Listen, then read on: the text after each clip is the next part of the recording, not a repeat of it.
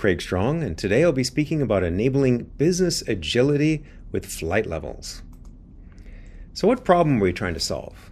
Well, we're looking at the disconnect between strategy and execution.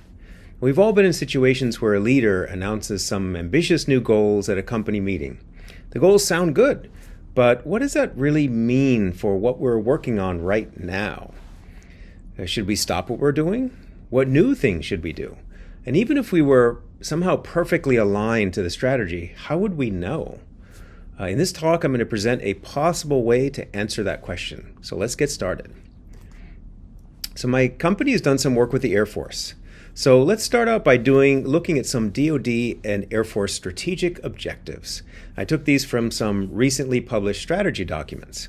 So the question is this: how can agile methods help our organizations make all of the millions of little decisions, adjustments, and efforts that it'll take to accomplish the commander's intent, without these commanders who have made these brilliant objectives having to micromanage every decision and maintain awareness of every detail?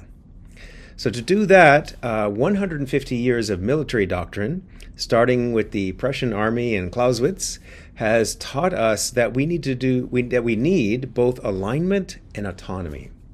Now, before getting into solution, I want to look a little deeper and see why this is so hard.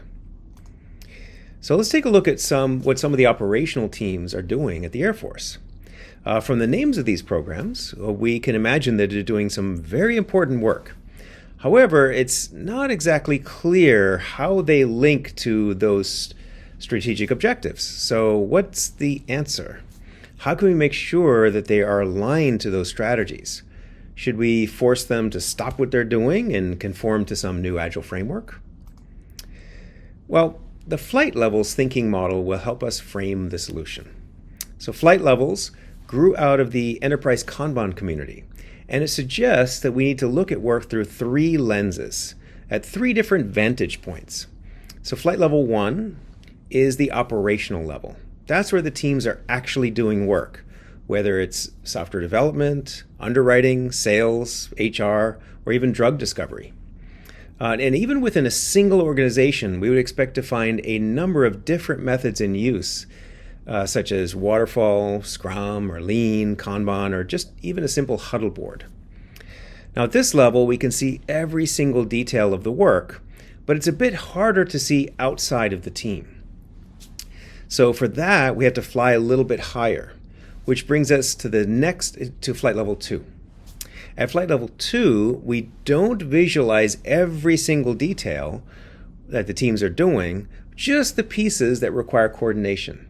So flight level 1 is the cockpit of an airplane. Flight level 2 is air traffic control at an airport.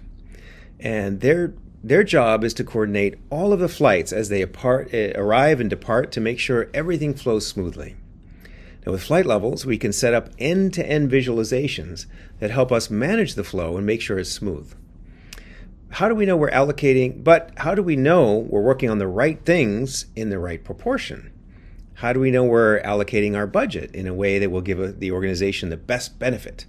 And that's where flight level 3 comes in. And that's what we'll talk about in the rest of this presentation. So flight level 3 is like Delta Airlines planning what routes they'll fly over the next 3 years. So they need to see what routes are the most profitable and where they can be competitive. So let's talk about how that translates to knowledge work. So first, let me introduce myself a bit. I'm the CTO and co-founder of Aerial Partners. And Aerial is a woman-owned small business located in Times Square, New York City. And we provide a whole range of digital services, including IT system development, DevSecOps, training, and coaching. And since our main office is in New York City, we get to work with some of the local government agencies and local companies, in addition to federal agencies like the Air Force. Now, in my day-to-day work, I alternate between working on programs and working on business development. So welcome to life in a small business. For the last 20 years, I've been leading agile teams and agile transformations and coaching leaders and managers at organizations like these. So my goal over the next few minutes is to explain some of the recent exciting breakthroughs in applying agile to the enterprise using the flight levels framework, and what that means at the executive leadership level. So when we're done, I hope that you'll find something that you can put to use to solve problems in your organization. So my contact info is here. I love to talk about this stuff, as you could tell, so please feel free to reach out. So let's talk for a minute about the challenge of leadership. So nearly all the Agile methods recognize the critical role that senior organizational leaders play. Lack of an engaged sponsor, cited as a top reason for failed Agile transformations. But what does agility look like at the senior leadership level? What changes should they make to foster organizational agility? How will their interactions with their direct reports change? What should they expect from their teams and their programs? How will they communicate? How can they communicate strategic direction more effectively? So, and how can we help their programs get better aligned? So let's talk about that. So first, let's take a step back and define what are the characteristics of great leaders. So I like the way that Stephen Bungay breaks it out in his book, The Art of Action. He talks about leadership, management, and command. And essentially, leadership, of course, inspiring others with a vision, catalyzing efforts, driving strategy. Management, equally important, organizing, resolving conflict, career advice, advancement, that kind of stuff. And command is the ability to make decisions given imperfect knowledge. So even if you have perfect, wonderful leadership and great managerial skills, if you cannot make a decision, it's still not going to work. So while all three of these are important, I'm going to focus on the leadership aspect. So let's take a look at applying agility first at the operational team level. Of course, it involves changes across people, process, and technology. And here's some of the considerations and practices that I like. These are all proven to work very well. But let's go back to leadership. What is agile leadership? Well, we better get the word agile in there. So that's interesting. Now let's check the third one, driving strategy with agility. Let's pick that one apart a little bit and explore how leaders can help drive strategy with agility. All right, so why is that difficult? What are the barriers? What mindsets and behaviors should we adopt? So first, let's say we've identified the outcomes we want to achieve, and to accomplish these outcomes, we make some plans. But the plans are imperfect because we can't know everything. So not about our environment or even about our own capabilities. So what are the implications of new technologies? What about ChatGPT? So let's assume for the moment, though, we have excellent plans. Based on these, many people throughout the organization will take certain actions. But their actions are not always exactly per plan because it's difficult to align everyone. Everyone has their own perspective. So each program may have their own idea of how to interpret the CEO's objectives. But let's assume for the moment that somehow we can get great alignment across the whole organization. But then we expect our actions to result in the desired outcomes. But the effects of our actions may not be the ones we wanted because the environment is unpredictable. We've got peer competitors making moves. We've got technology changes. COVID happens. So even if an operational team does everything the CEO asked, how do we know if we're making progress? So it's clear that we're going to have to address each one of these gaps. All right, so if agile methods are going to help us enable commanders' intent, we're going to have to address those three gaps, of course. But is that all? Unfortunately, no. That is not the only challenge. Those are not the only challenges. It turns out the most difficult challenge of all is precisely the one that crops up when we don't have a crisis.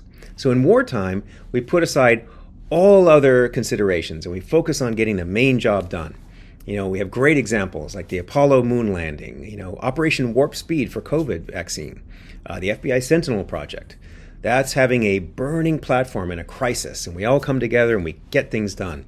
But in peacetime, we have a lot of other things going on. So can we just drop all those? Well, of course not. This is a challenge. Any kind of strategic plan requires action. But obviously we want to do something new, right? And that means we have to change our behavior. But there's a problem because we are already 100% busy keeping the lights on. There are 1,000,001 things we have to do every day. So we don't have time. So it's pretty clear how these big delays happen. It's not necessarily because we're not doing the right thing. It's precisely because we are doing the right things. We're doing too many of the right things. So we need to be able to prioritize and get the most important things done while not dropping the other important stuff on the floor. So it's clear we need leadership. We need agile leadership to break through this. All right, so one of my favorite authors on strategy is Richard Rummelt. He talks about coming into organizations and seeing a long list of strategic priorities. And the problem is that if everything is a priority, then nothing is a priority. So some of the goals may be at least partially conflict with each other. So first, we need to understand what the key challenges are. What are the barriers that are standing in our way? What is the amazing thing that could happen if we could accomplish, if we could resolve one of those big challenges? That is the crux.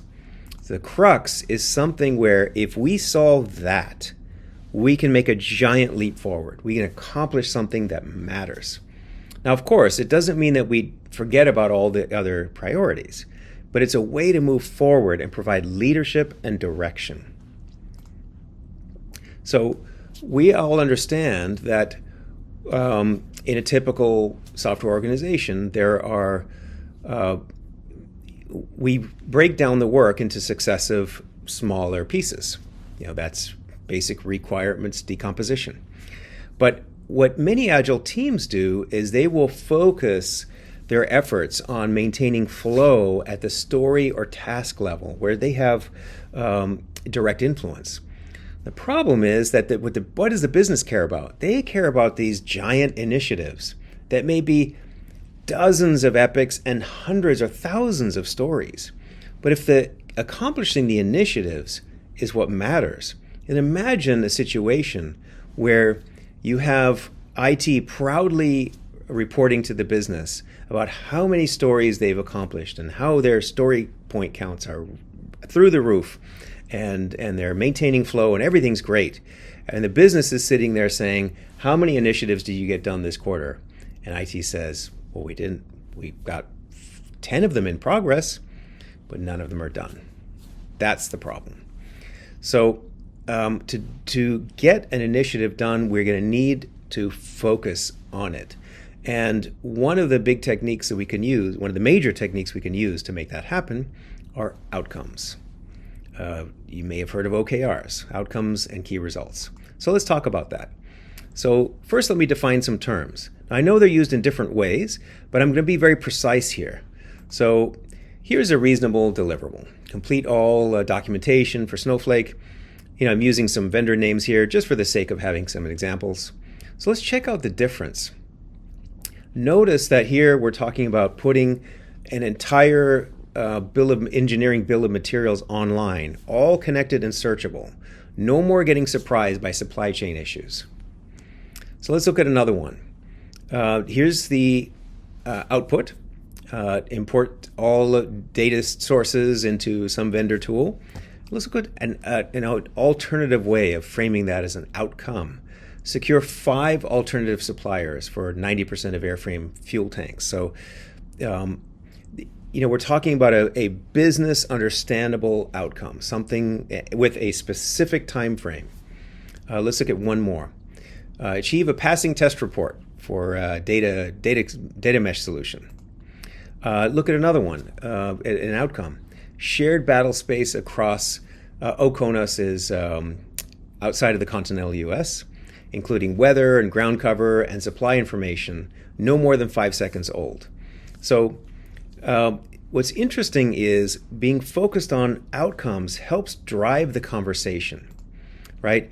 It keeps us focused on what's important.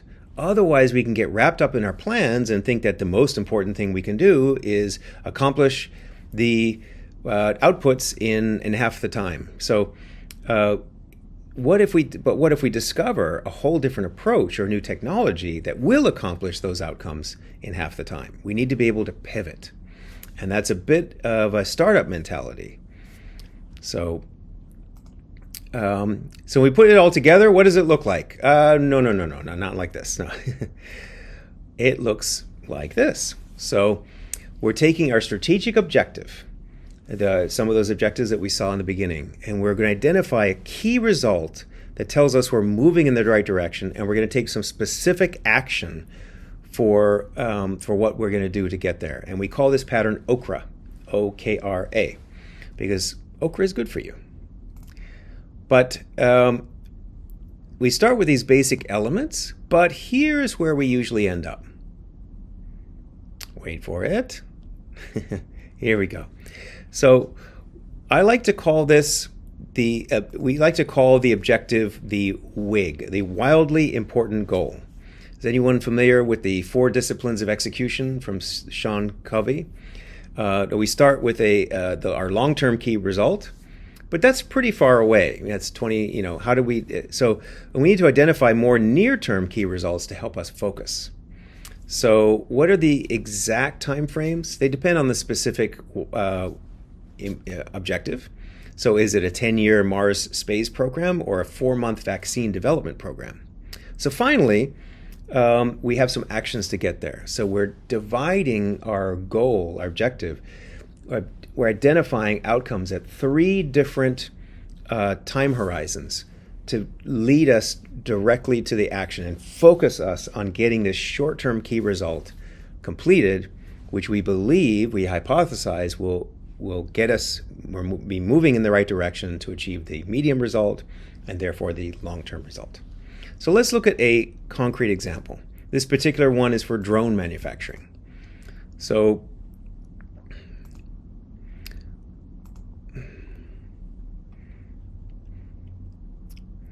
all right, so what is our wildly important goal? We just need to be the #1 supplier of delivery of goods to remote areas. So after that, we define a specific and measurable set of business outcomes at 3 different time horizons.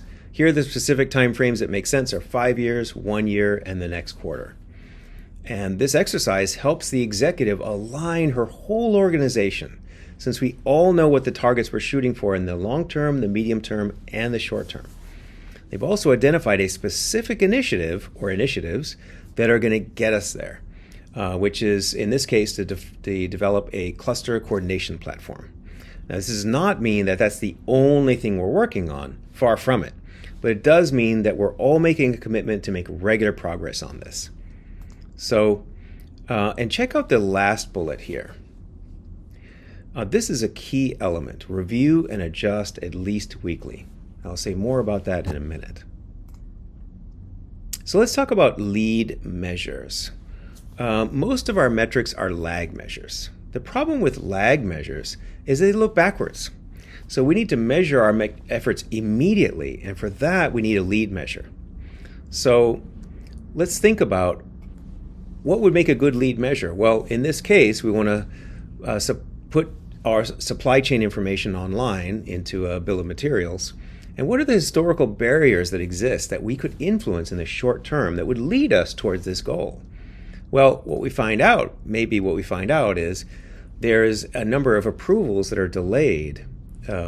Many times approvals are delayed for registrations for new suppliers.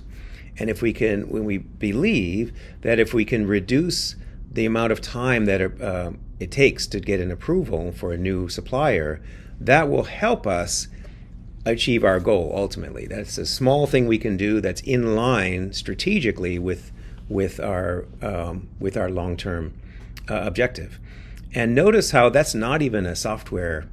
It's more of a process issue than developing something new. So a good lead measure is something that would cause us to pivot, to change what we're doing.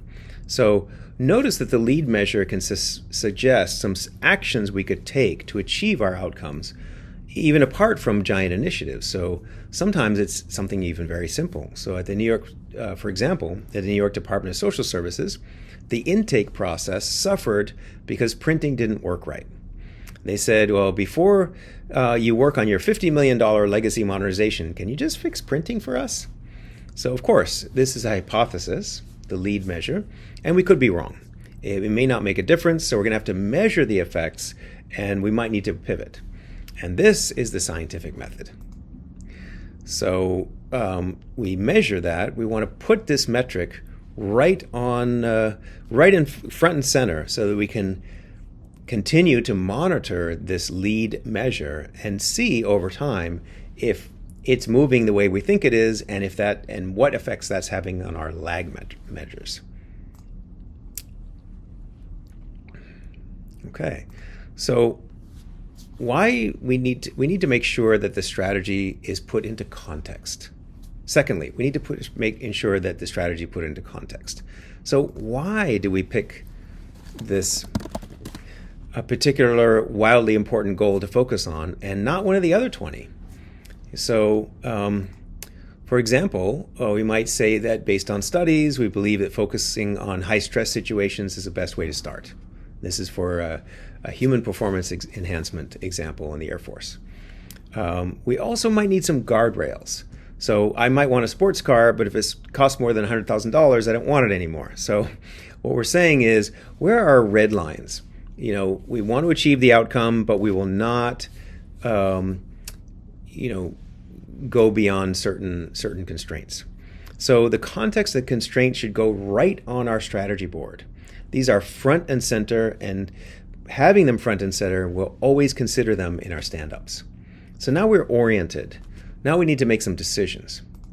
So to do that, let's talk about a stand-up, maybe a weekly stand-up, at the strategic level. So imagine looking at a strategic board with all our objectives, our outcomes, our context, lead and lag metrics, and who are we going to invite to that stand-up? Well, we want to invite delegates.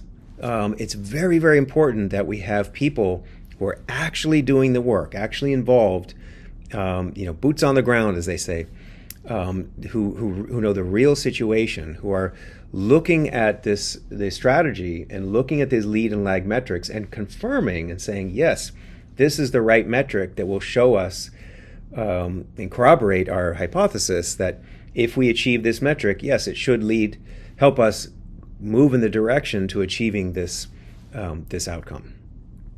So let's look at the information that we're going to be reviewing in their stand-ups at their strategic level, using an example from pharma. So, for example, here, in order to, let's say our wildly important goal is to become a leading supplier of anti-cancer drugs in the United States. Now, to achieve this amazing goal, we're going to have to make changes not only in drug development, but also on the sales and marketing side. So we'll use the blue color to indicate drug development and the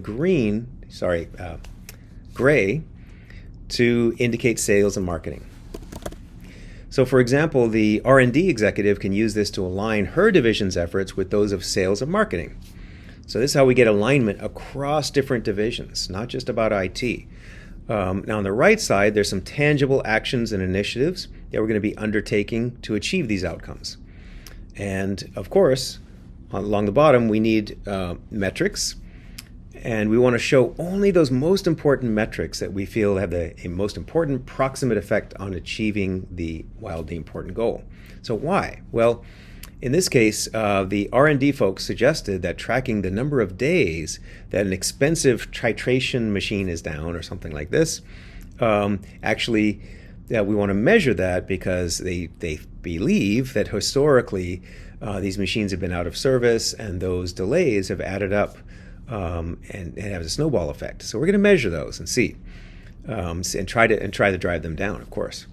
So sales tells us that in order to make sales, of course we're going to look at the revenue, but in order to make sales, we need to make more presentations to doctors so that there's an awareness. They are aware of these new drugs. So we're going to put both that lagging metric and the leading metrics right on the strategy board. So we're tracking it front and center, looking at it every week. Okay, so who's looking at this? So we need to include a few actual scientists, one or two salespeople, folks from marketing, the executive, their direct reports. So everyone in this group, and which may rotate over time, everyone is highly aware of our strategy and what we're doing to achieve it. Even the people who are not there, everyone can see the board, and the delegates will come back and report and indicate what's going on. So this awareness sort of ripples throughout the organization. So how does the strategy link to what the operational teams would use in their daily work? So here we have an example. Let's imagine we have this strategy board across the top, and we have a Flight Level 2 coordination board on the bottom.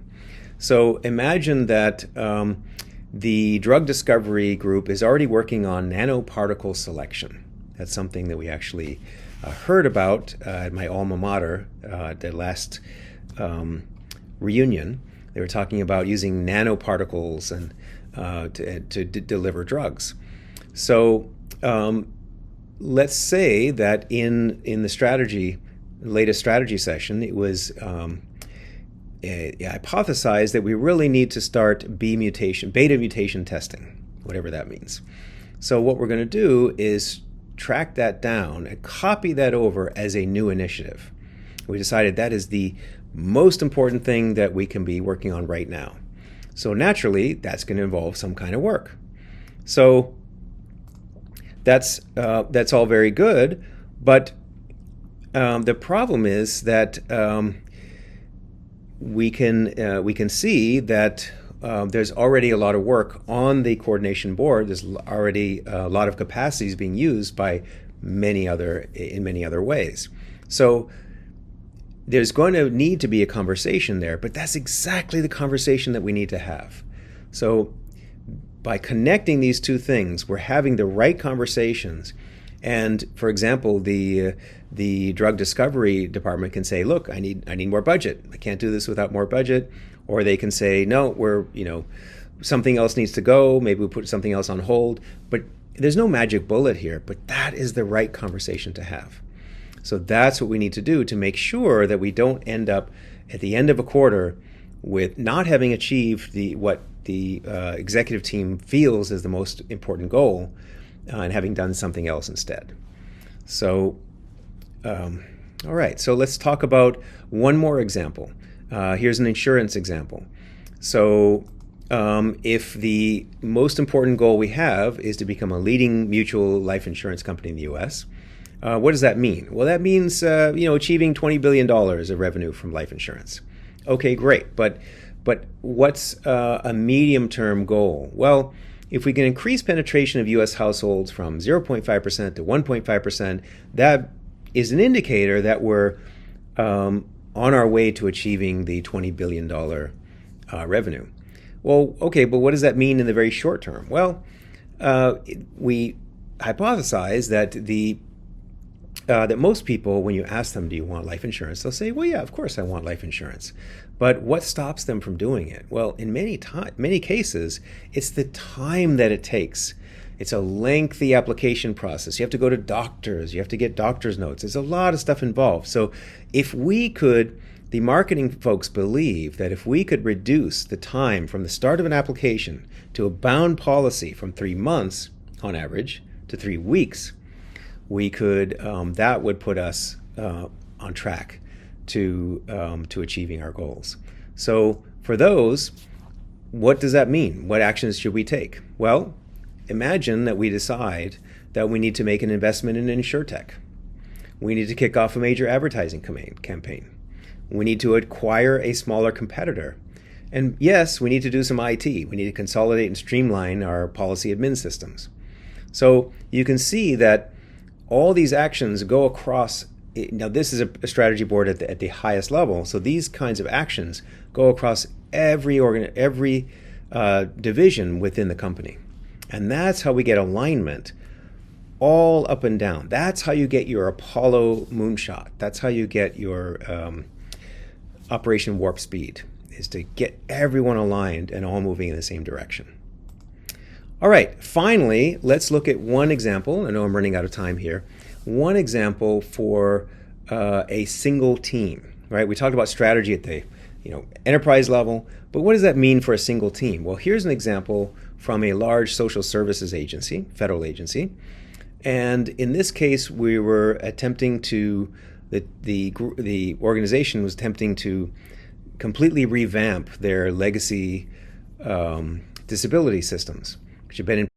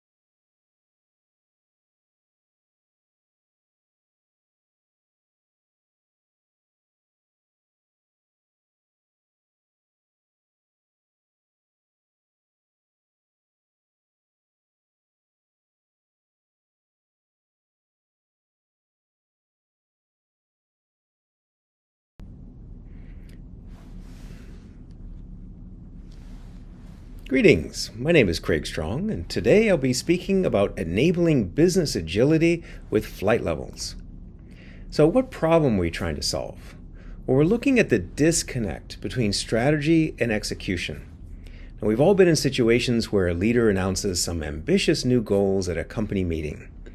The goals sound good, but what does that really mean for what we're working on right now? Should we stop what we're doing? What new things should we do? Now, even if we were somehow perfectly aligned to the strategy, how would we know? Now, in this talk, I'm going to talk about and present a possible way to answer that question. So let's get started. So my company has done some work with the Air Force. So let's start out by looking at some DoD and Air Force strategic objectives. Now, I took these from some recently published strategy documents. So the question is this: how can agile methods help our organizations make all of the millions of little decisions, adjustments, and efforts that it will take to accomplish these objectives without the commanders who gave these objectives having to micromanage every decision and maintain awareness of every detail? So to do that, we need both alignment and autonomy. But before getting into a solution, I want to look a little deeper and see why this is very difficult. So let's take a look at some of the operational teams at the Air Force. From the names of these programs, we can imagine that they're doing some very important work. So, however, it's not really clear how they link to those strategic objectives we just saw. So what's the answer? How can we make sure that they are aligned to those strategies? Should we force them to stop what they're doing and conform to some new agile framework? That doesn't sound right. So the flight levels thinking model will help us frame a solution. So flight levels grew out of the enterprise Kanban community, and it suggests that we need to look at work through three lenses: operational, coordination, and strategic, which we call flight level 1, flight level 2, and flight level 3. So these are three different vantage points. Flight level 1 is the operational level. And this is where the teams are actually doing the work, whether it's software development, HR, underwriting, sales, or drug discovery. Now, even within a single organization, we would expect to probably find a number of different methods being used at that level. Some waterfall teams, Scrum teams, Lean, Kanban, or even just huddle boards. So at this level, we can see every single detail of the work, but it's a little bit harder to see outside of the team. For that, we have to fly a little higher, which brings us to flight level 2. Now, at flight level 2, we don't visualize every single detail that the teams are doing, just the pieces that require coordination. So flight level 1 is the cockpit of an airplane. Flight level 2 is air traffic control at an airport. Now, their job is to coordinate all of the flights as they arrive and depart to make sure everything flows smoothly. Now, with flight levels, we can set up end-to-end visualizations that help us manage the flow of these products and value streams and make sure they're smooth. But how do we know we're working on the right things? How do we know we're allocating our budget in a way that will give the organization the most benefit? That's where flight level 3 comes in. And that is what I will talk about in the rest of this presentation. So flight level 3 is like Delta Airlines planning what routes they'll fly over the next 3 years. They need to see which routes are the most profitable and where they can be competitive. So let's talk about how that translates to knowledge work. But first, let me introduce myself a little bit. I'm CTO and co-founder of Ariel Partners. Ariel is a woman-owned small business located in Times Square, New York City. And we provide a whole range of digital services, including IT software development, DevSecOps, training, coaching. Now, since our main office is in New York City, we do get to work with some of the local government agencies and local companies, in addition to federal agencies like the Air Force. And for the last 20 years, I personally have been leading Agile teams and Agile transformation, coaching leaders and managers at organizations like these. So my goal over the next few minutes is to explain some of the recent exciting breakthroughs in applying Agile to the enterprise that are codified in the flight levels thinking model, and what that means at the executive leadership level. When we're done, I hope that you will find something that you can use to solve problems in your organization. So my contact information is here, and I love to talk about this stuff, so please feel free to reach out. All right, so let's talk for a minute about the challenge of leadership. Now, nearly all Agile methods recognize the critical role that senior organizational leaders play. Lack of an engaged sponsor, right, cited as one of the top reasons for failed Agile transformations. But what does agility look like at the senior leadership level? What changes should they make to foster organizational agility? How will their interactions with their direct reports change? What new things should they expect from their teams and their programs? So let's look at that. So first, let's take a step back and define what are the characteristics of great leaders. I like the way that Stephen Bungay breaks this out in his book, The Art of Action. He breaks it out into three aspects: their leadership, management, and command. So leadership, inspiration, driving strategy, catalyzing efforts. Management, organization, making efficient uses of resources and process. We don't have infinite budgets. Resolving conflicts, right? But what about command? Well, command is the ability to make decisions given imperfect knowledge.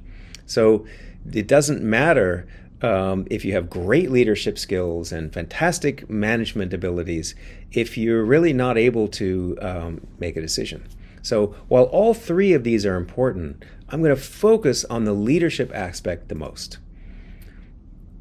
So what is Agile leadership? Well, we better get the word Agile in there. This is interesting. So let's explore, how can leaders help drive strategy with agility? What does that mean? And what might some barriers be? So let's look at that. So we've seen examples of some of the objectives we want to achieve. To accomplish these outcomes, we make some plans. But plans are imperfect because we can't know everything, not about our environment, nor even about all our own capabilities. But let's assume for the moment that we have excellent plans. So based on these, people throughout the organization will take certain actions. But the actions are not always exactly as per plan because it's difficult to align everyone. Everyone has their own perspective and their own things going on.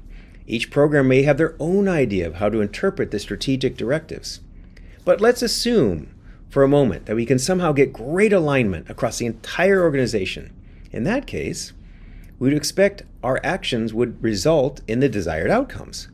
But the effect of our actions may not be the ones we wanted because the environment is unpredictable. You have competitors making moves, you got technology changes, and COVID happens. So even if an operational team does everything the CEO asks, how do we know if we're making progress? It's clear that we're going to have to address each of these gaps. So is that everything? Unfortunately, no. These are not the only challenges. It turns out the most difficult challenge of all is precisely the one that crops up when we don't have a crisis. Now, in times of crisis, we put aside all other considerations. We all focus on getting the main job done. So we have great examples of this in history. The Apollo moon landing, Operation Warp Speed for the COVID vaccine, the FBI Sentinel project. That's having a burning platform and a crisis. So we all come together and we get things done. But in peacetime, we have a lot of other things going on. Can we just drop those? No, of course not. That's a challenge because any kind of strategic plan requires action. Obviously, we want to do something new, and that means we have to change our behavior. But there's a problem. We're already working 100% trying to keep the lights on. There are 1,000,001 things we have to do every day. So what does that mean? We just don't have time. It's pretty clear how these big delays happen. It's not necessarily because we're not doing the right thing. It's precisely because we are doing the right things. We're doing too many of the right things. So we need to be able to prioritize and get the most important things done while simultaneously not dropping other important stuff on the floor. So it's clear that we need leadership. We need agile leadership to make sure this happens. So one of my favorite authors on strategy is Richard Rummelt. And he talks about coming into organizations and seeing a long list of strategic priorities. Right? And the problem is that if everything's a priority, then nothing's a priority. Some of the goals may even be at least partially in conflict with each other. So how can we break through this? Well, first we need to understand the key challenges. What are the barriers standing in our way? What is the amazing thing that we could accomplish if we could resolve one of these big challenges? And that's the crux. The crux is something where if we were just to solve that, we could make a giant leap forward. We'd accomplish something that matters. Now, of course, it doesn't mean that we forget all about all the other priorities, but it's a way to move forward and provide leadership and direction. So what's going to make that happen? Well, it's probably going to be a pretty ambitious new initiative. In fact, what does the business care about? They care about their initiatives. But what are the software teams working on? Well, of course, they have to refine the requirements until they get down to really small pieces called stories and tasks, or something like that. And this is where the operational teams focus. But what happens when teams work on stories across multiple initiatives at the same time? They may proudly announce to the business all their amazing throughput metrics and how many story points they achieved, but they won't manage to complete any of the initiatives. They all inch along in parallel. So what we need to do is put the focus on what the business cares about and reduce the number of those that we are working on. If we could get a whole bunch of teams working on a single initiative, Now, that's where we could make some real progress. So let's say we do that. How can we ensure that when we do complete this amazing, fantastic initiative, it actually does move us closer to the strategic objective as intended? For that, we need to look at outcomes. So let me define some terms. I know they're used in different ways, but I'm going to be very precise here. So here's a reasonable deliverable. Yeah, I'm using some vendor names here just for the sake of having an example. RMF is Risk Management Framework. It's a framework in use by the Air Force. So check out the difference when we look at things in terms of outcomes. We're saying we're going to put the entire engineering bill of materials online, all connected and searchable. No more getting surprised by supply chain issues, which we've all seen post-COVID. Let's look at another one. This is a great sounding output. Look at the outcome. It's a quantity and it has a date. Notice how the outcomes help drive the conversation. Passing test report versus a shared battle space, right? OCONUS means outside of the continental U.S., where we have weather, ground cover, the kind of things that are probably pretty important in Ukraine right now. So these outcomes keep us focused on what's important. And otherwise, we could get wrapped up in our plans and think that the most important thing is to deliver the next 6 milestones. But what if we discover a whole different approach or a new technology that will accomplish the outcome in half the time? We need to be able to pivot. And there needs to be a little bit of a lean startup mentality. So that's where these outcomes come in. So when we put it all together, what does that mean? What does that look like? No, not like this. Not like this. It's like this. So we're going to take our strategic objectives. We're going to boil them down to one or a small number. And we're identifying a key result that tells us we're moving in the right direction. And then from that, we're going to take specific actions.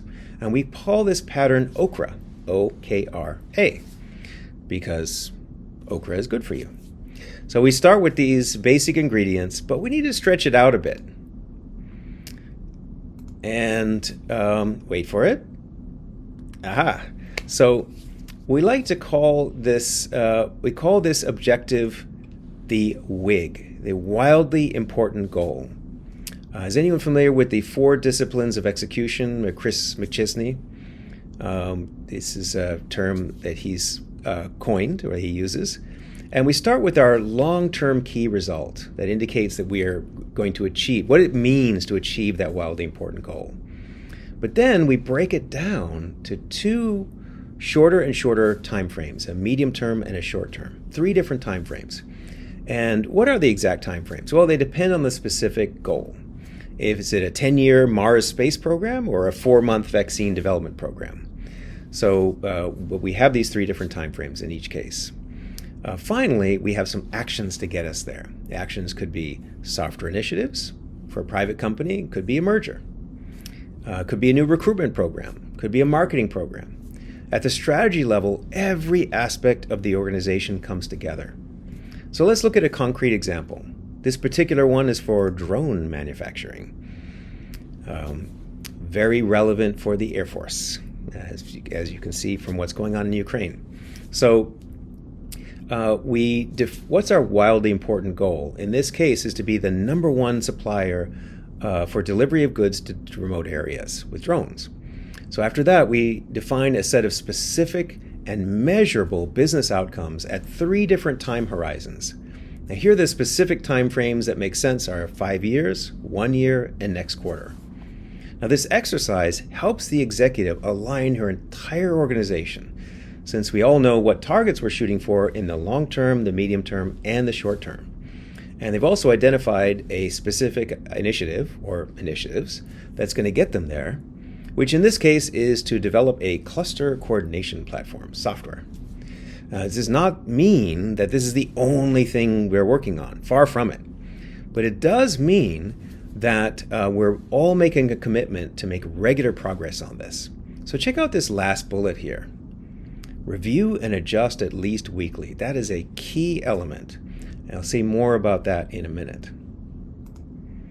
So let's talk about lead measures. Now, most of our measures are lag measures, right? Revenue, perfect example. But the problem with a lag measure is they look backwards. That's good, it's great, but we need to measure our efforts immediately. So for that, we need a lead measure. So what we need to think about is what historical barriers exist that we could influence in the short term, as we're developing this giant new initiative. Well, it turns out that maybe we find out that through some assessments that a lot of suppliers complain about delays in approvals. And that's something we could actually address right now. And maybe that will make a difference. So let's do that and measure how much we're accelerating the approvals. Let's measure that over time and see if that moves the needle for our outcomes. Now, a good lead measure for our wildly important goal should be both predictive and influenceable, meaning we can change it. So it's something that could cause us to pivot, to change what we're doing.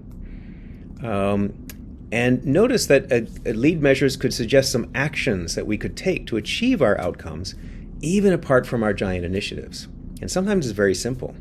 So at the New York City Department of Social Services, the application process for new benefits suffered because printing didn't work right. They said, well, so the field offices said, well, before you work on your 50 million legacy or modernization, can you just fix printing for us? So that was our lead measure. So of course, this is a hypothesis. The lead measure is a hypothesis. We could be wrong. It may not make a difference, so we're going to measure the effects and we might need to pivot. That is the scientific method. So we need to put that key metric right on our strategic board and monitor it constantly to make sure we're moving in the right direction. Great. So we need metrics. We need okra. We need metrics. What else do we need? All right. Secondly, we need to make sure that our strategy is put into context. So why did we pick this particular wildly important goal to focus on and not one of the other 20? So we need some context to say why we did this. We also need some guardrails. I want a sports car, but not if it costs more than $100,000. So what we're saying here is, what is our red line? We want to achieve our outcome, but we will not feed private health information to ChatGPT in this case. So the context and the constraints should go right in our strategy board. They are front and center, and we should always consider them in our stand-ups. So now we're oriented. We've got our okra, our outcomes, our metrics, our context, our constraints. Now we need to make some decisions. So to do that, let's talk about the regular meetings we should be having in front of our strategy board. So Ms. Goodwine is the CIO of the Air Force, and she talks about regularly meeting with her 8 families. So what she's talking about are the leaders within the Air Force organization. Every Tuesday morning, they get together and they talk about decisions. The families are sending delegates to this meeting, and that's what we're talking about here. Now imagine if we had a common strategic picture in front of Ms. Goodwine and her 8 families every meeting. It was dynamic, it was up to date, had all the metrics, all the context. It had everything they needed to make those decisions with confidence. So let's look at the information that they're going to be reviewing in their stand-ups at the strategic level. So for this, I'll use an example from pharma. So in order to achieve our wildly important goal here, which is to become a leading supplier of anti-cancer drugs in the United States, we're going to have to make changes not only in drug development, but also the sales and marketing side. Of course, many more. This is a simplified example. So we use the blue color to indicate drug development and the gray to indicate sales and marketing. So for example, the R&D executive can use this to align her division's efforts with those of sales and marketing. Now on the right side, we have the tangible actions and initiatives that we're undertaking to achieve these outcomes. We need to develop new drugs fast. So we're also tracking a few key metrics right on the board, not a click away, right there. So these are the metrics that we believe have the most important proximate effect on achieving the wildly important goal. Why?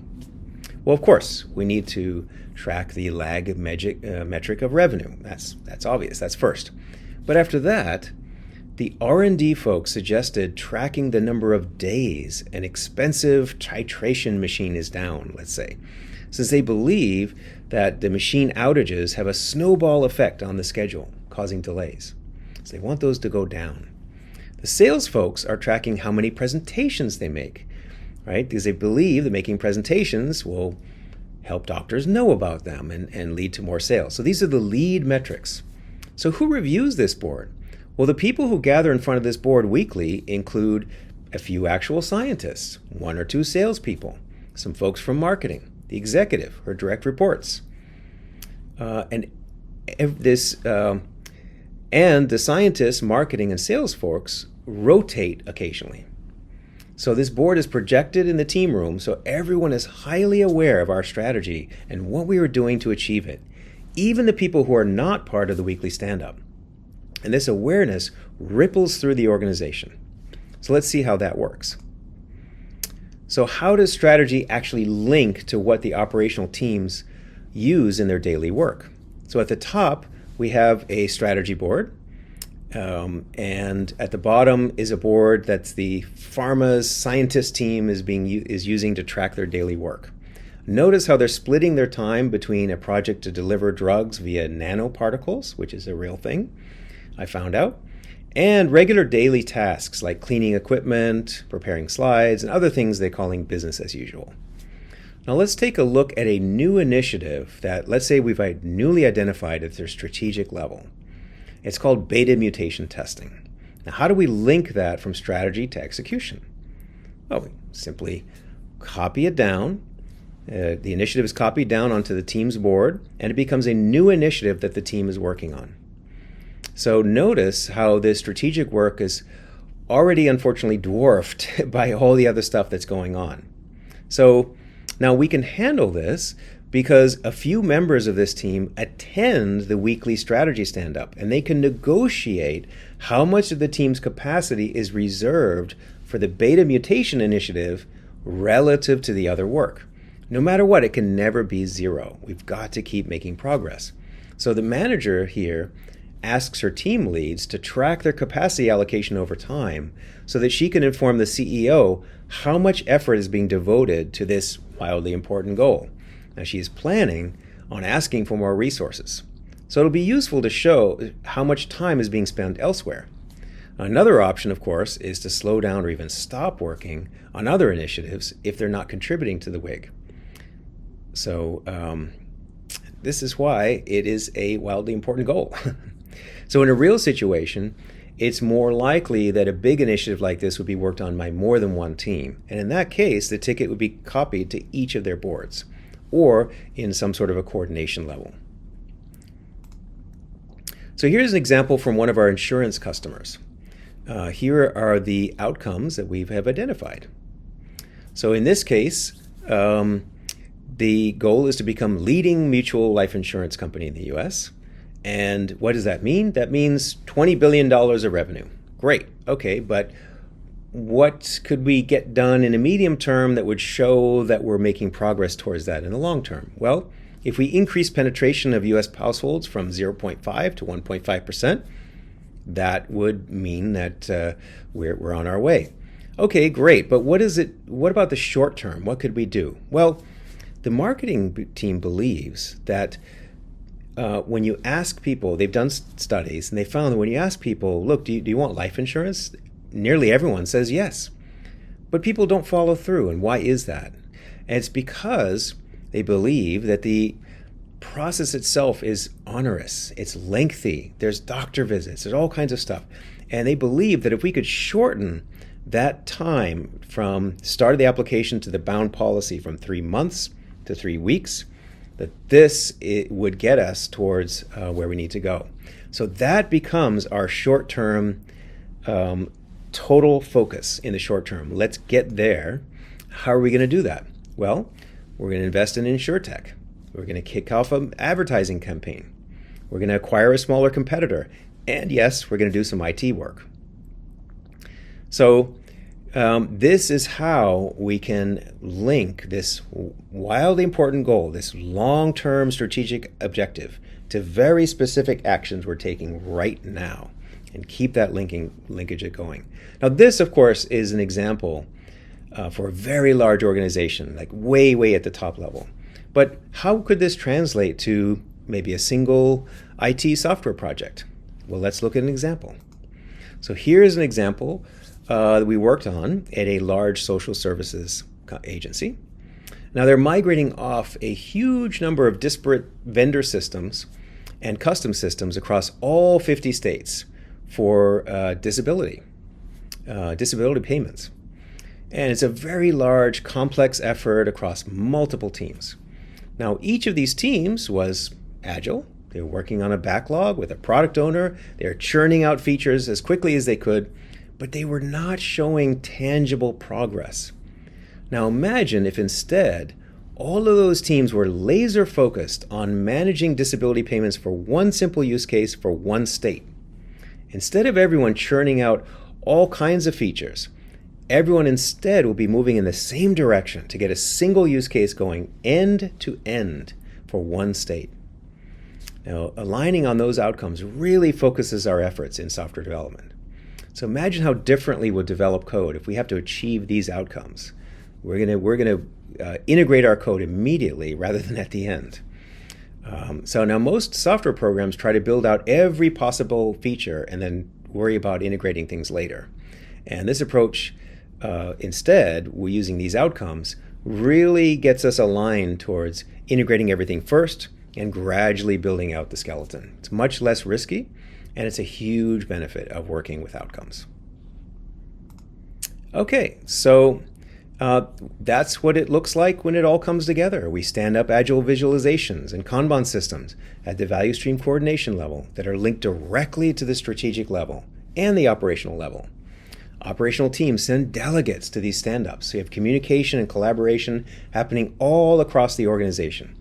Good ideas can come from anywhere, and a sudden breakthrough or a big risk way down on an operational team may have a huge implication and could cause us to pivot on one of our strategies. So each level tracks the information you need to see at that level. That's why we call it flight levels. You have visualizations at each of the levels, but you don't have the same level of granularity. If there's some dependency that multiple teams need to coordinate on, then that will only be tracked at flight level 2. So this is why I like the flight levels thinking model. It enables leaders to fully engage with their agile teams and their value streams, giving the whole organization the agility to react and adapt quickly. You can think of flight levels as a sort of minimum viable product for organizational agility, powered by leadership agility. And with that, I'd like to thank you very much. Here are some ways you can reach out if you have questions or comments, or just to compare notes. Thank you.